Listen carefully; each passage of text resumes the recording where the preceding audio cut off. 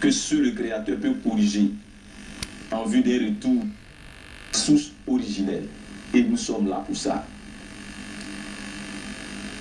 La peau noire est vue, même par les Africains eux-mêmes, comme la peau de la honte. La peau de la médiocrité. La peau des damnés. La peau des poisseux. La peau des derniers et des sans lendemain. La peau des moins que rien.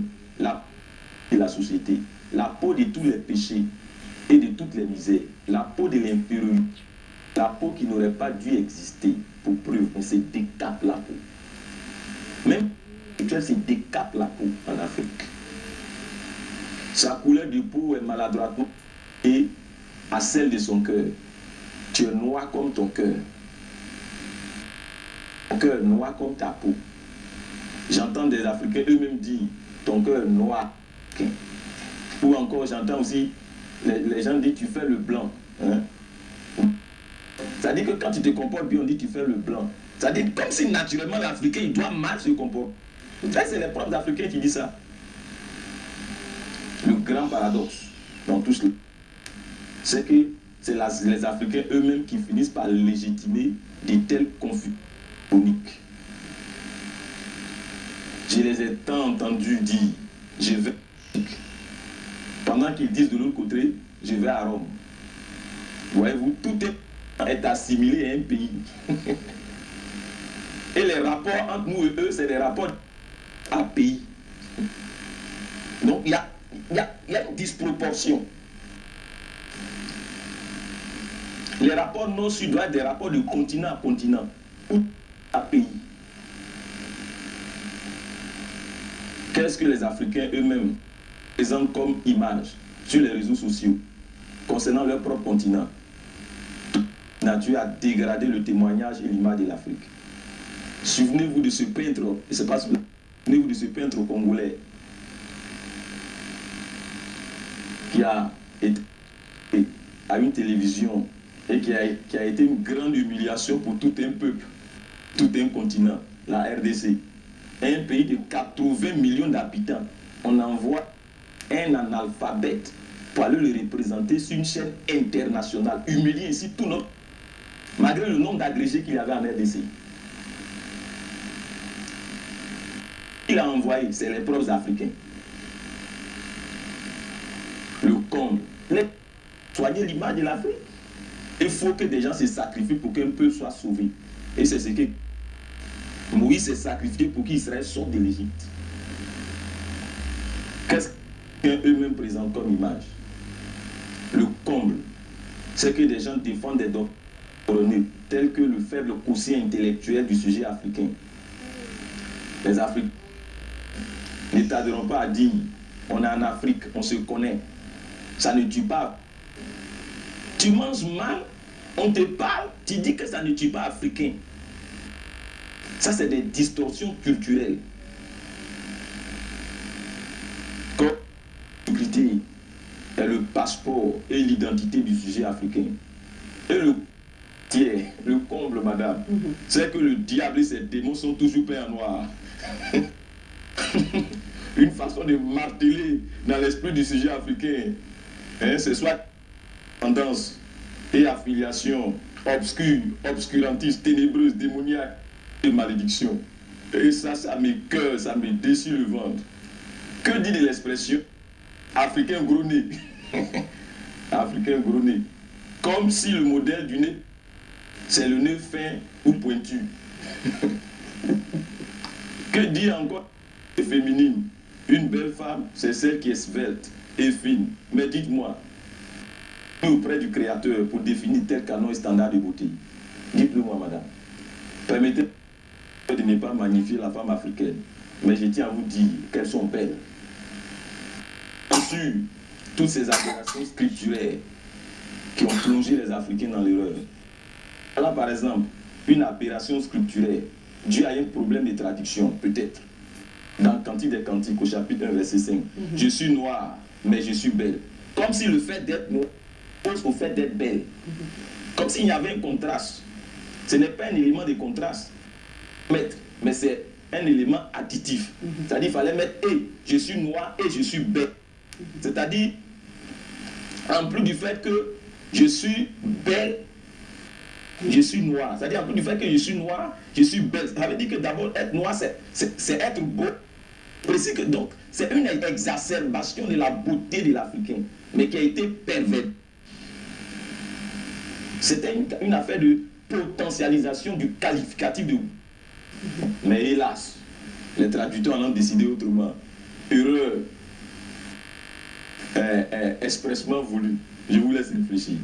Alors, avant de finir, je voudrais vous épargner le cas très triste et déconcertant de toutes ces personnes qui confondent d'être qui elles sont et ne sachant plus qui elles sont en réalité, se décapent la peau très caustique aux effets immunodépresseurs, des fois même immunosuppresseurs. Ces personnes qui ont honte de qui elles sont en réalité agissent comme si le Créateur a insulté en les créant ainsi, ou comme si Dieu s'est trompé en les créant ainsi, ou encore si au cours de leur création était gagné par une telle paresse qu'il a oublié de leur retirer le excès de mélanine, ou encore comme si Dieu, le Créateur, les concernant, bien dosé la quantité de mélanine dans leur corps. Il est certain se laisse l'autre lui fixer les canons de standards de beauté ou de autre chose, finira par se déprécier lui-même et des fois même joyeusement à la grande satisfaction, prédateur de personnalités glorieuses.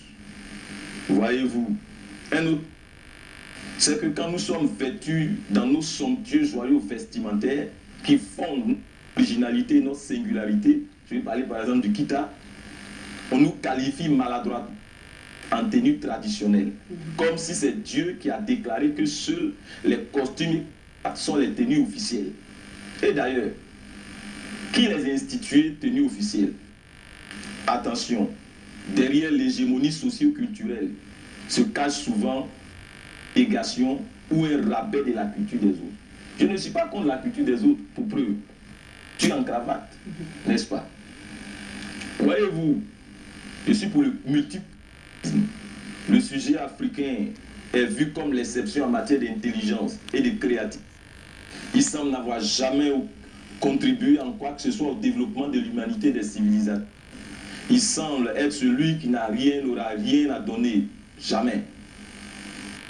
Être l'éternel assisté pour l'éternité. Le nain par excellence en matière de développement.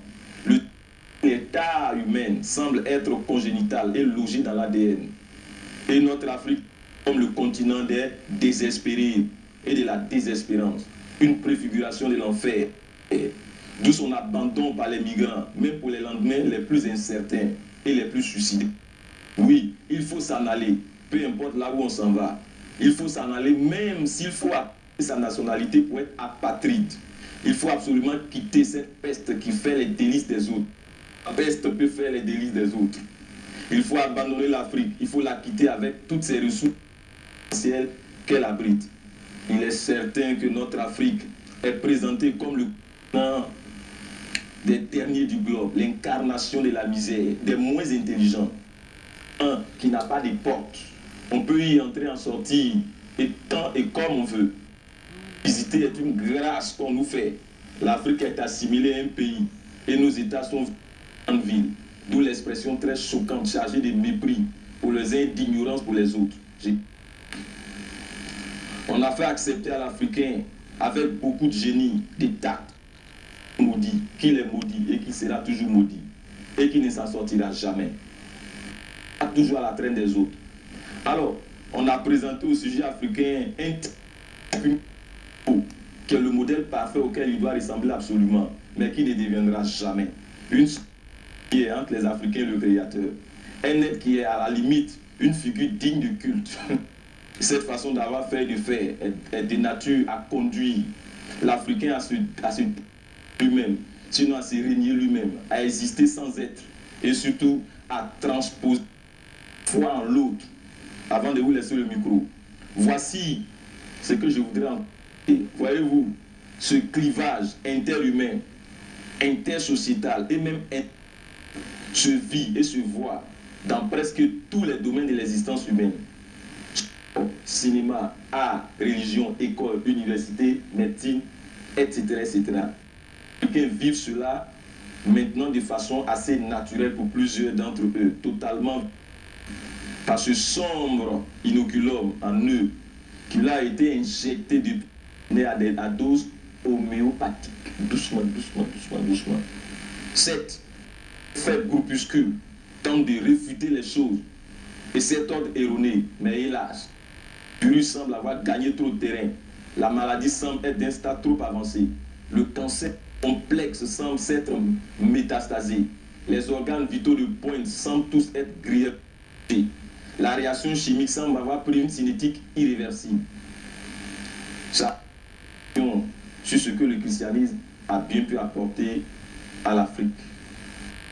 Mais avant d'aller plus loin, laissez-moi ne pas vous l'apprendre que l'Afrique est bel et bien un continent, mais malheureusement sans flics pour le garder contre les prédateurs et confiscateurs en crabe. Je vous passe le micro. Alors, Serviteur de Dieu, vous parlez de l'Afrique, du continent africain, selon des propos qui seraient le continent des moins intelligents, le continent où il y a un faible quotient. Est-ce que vous, en tant que, je veux vous prendre en tant qu'homme de médecine, est-ce que ça est fondé? Non, madame, ça ne repose sur aucun principe scientifique. Absolument aucun. Et j'en viendrai au détail. Absolument pas. Il est impossible de démontrer scientifiquement que l'Africain est inférieur. Impossible. Impossible. Il y a des génies africains. Impossible. D'accord. Alors, en dépit que l'Africain semble se combattre lui-même, est-ce qu'il n'y a pas quand même de bonne volonté de tirer le continent africain de cette galère-là? Tout à fait. Il y a des gens qui essaient de tirer le continent quand même vers le haut, c'est certain.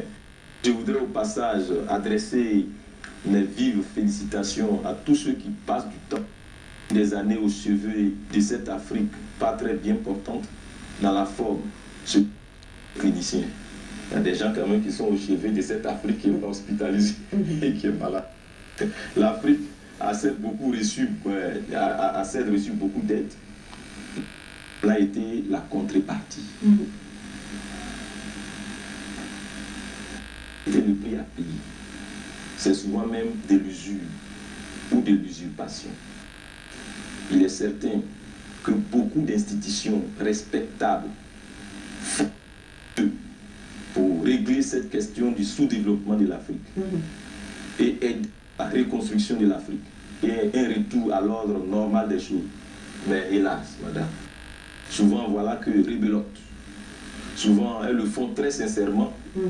Souvent que de l'hypocrisie.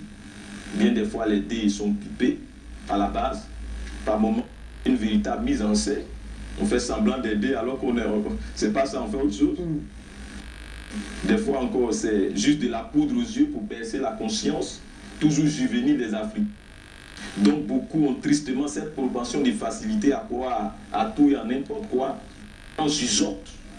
Et enfin, des fois, les solutions apparentes qu'on apporte à l'Afrique visent à calmer la force intérieure des révolutions éventuelles des Africains. Z à l'opium ou au cannabis. Nos politiques également, contrairement à ce qu'on pense, luttent très fort, mais le sujet d'en face tient à ce que le statu quo demeure et que la constante gravitationnelle G en sa faveur demeure. Voici leur maxime. Une Afrique riche qui tend toujours les mains, qui soit toujours en train de crier au secours. Une Afrique pitoyable. Il faut une Afrique qui rime avec le négatif et le dégoût. Il faut une Afrique qui authentifie et se distingue par les vices et les dards. Oui, nos politiques luttent, mais hélas, la pesanteur est très forte.